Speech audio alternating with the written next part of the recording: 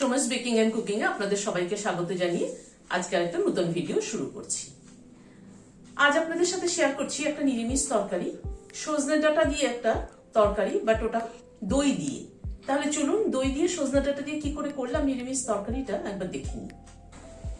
এখন বাজারে প্রচুর সজনে ডাঁটা পাওয়া যাচ্ছে, একদম ফ্রেশ কচি সজনে ডাঁটা সবে উঠেছে বাজারে। সেই সজনে ডাঁটা দিয়ে কিন্তু আমরা বিভিন্ন রকম রেসিপি করে থাকতে পারি। আমার চ্যানেলে সজনে ডাঁটা দিয়ে আরো অনেক রেসিপি আছে। আজকে আমি এখানে 200 গ্রাম সজনে ডাঁটা নিয়েছি। সজনে ডাঁটাগুলো প্রথমে কেটে নিচ্ছি।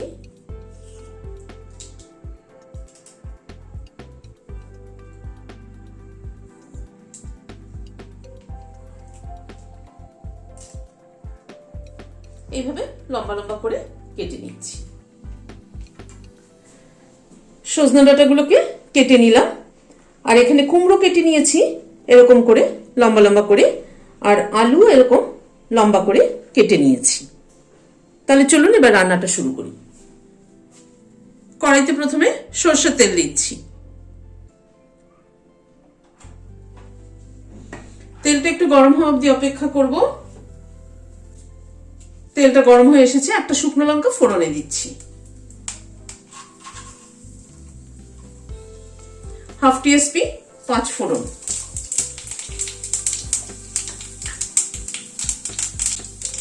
1/4 টিএসপি হিং ফোড়ন দিলাম। গ্যাসের ফ্লেমটাকে কম করে ফোড়নটাকে ক্র্যাক করা অবধি অপেক্ষা করব।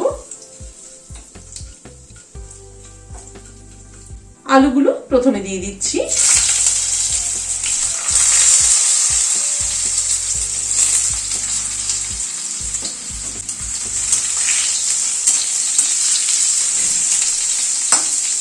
প্রথমে একটু আলুগুলোকে ভেজে নেব।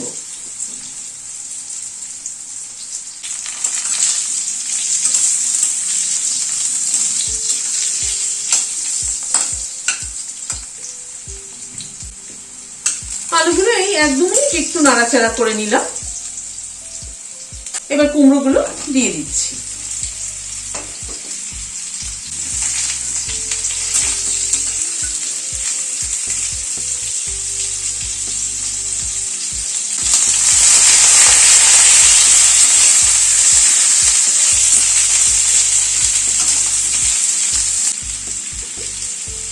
হাফ টিএসপি নুন দিয়ে দিলাম।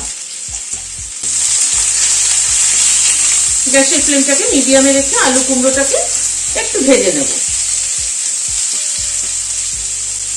সামান্য পরিমাণ হলুদ দিয়ে দিলাম।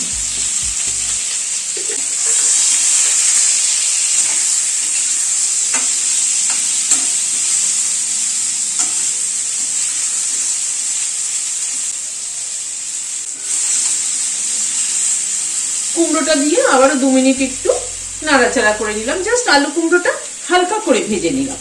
এবার সজনে ডাঁটাগুলো দিয়ে দিচ্ছি।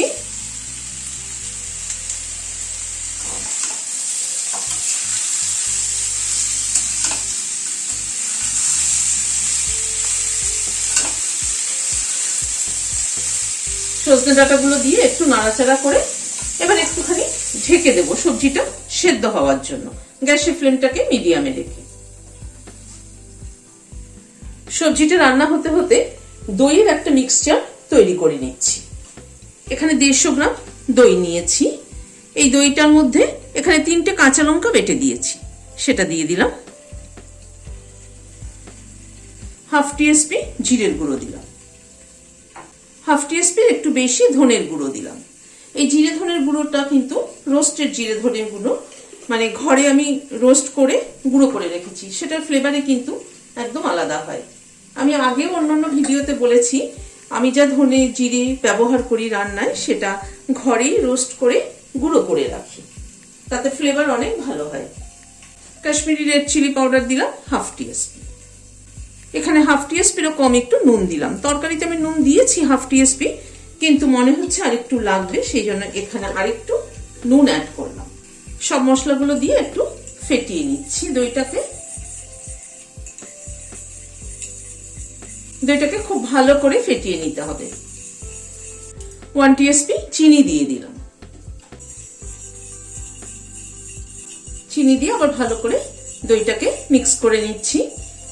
এ সমস্ত ডাঁটার তরকারি মানে চচ্চড়ি বলুন বা যাই বলুন, ডাঁটার যে কোনো তরকারিতে কিন্তু একটুখানি মিষ্টিটা ঠিকঠাক মতো না হলে কিন্তু খেতে ভালো লাগে না। ডাঁটার মধ্যে নুন মিষ্টি সমান পরিমাণে হলে পরে তাহলেই কিন্তু ডাঁটাটা চাবালে খেতে ভালো লাগবে। দই মিক্সচারটা রেডি করে নিলাম। 3-4 মিনিট পরে ঢাকনাটা আবার খুলছি।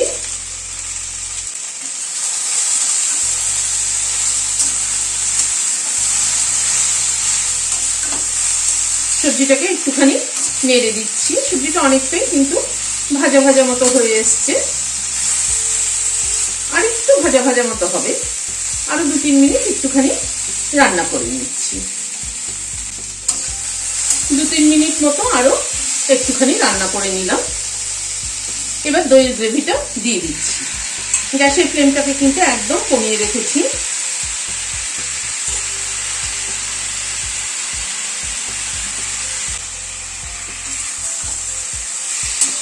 দইয়ের গ্রেভিটা তরকারির সাথে ভালো মতো মিশিয়ে দিচ্ছি।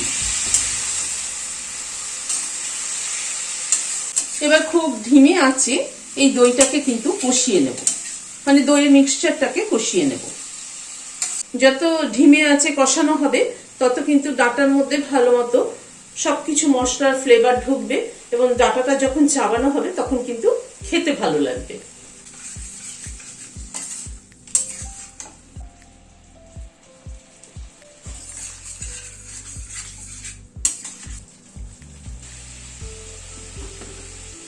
এই দইয়ের বাটিটা ধুয়ে একটুখানি জল অ্যাড করে দিচ্ছি।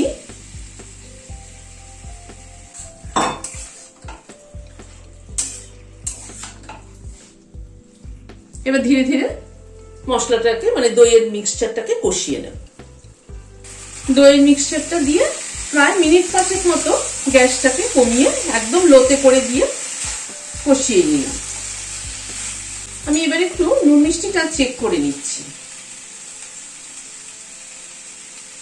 একদম ঠিক আছে, বেশ একটু সুন্দর টেস্ট হয়েছে, কিন্তু টক টক মিষ্টি মিষ্টি একটা খুব ভালো টেস্ট হয়েছে। এবার খানিকটা ধনেপাতা ছড়িয়ে দিচ্ছি।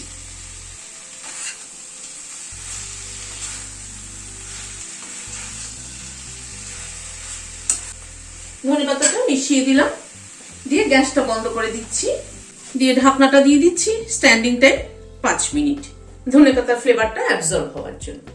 এইভাবে দই দিয়ে সজনে ডাঁটা করে দেখবেন, খেতে কিন্তু খুব ভালো লাগে। একটা টক টক মিষ্টি মিষ্টি, খেতে কিন্তু দারুণ টেস্টি হয়েছে। রোজকার খাওয়ার যদি একটুখানি পরিবর্তন আনা না যায় তাহলে কিন্তু ভালো লাগে না, একঘেয়েমি খেতে একদমই ভালো লাগে না। আপনারা বানিয়ে দেখবেন, আমার মনে হয় ভালো লাগবে।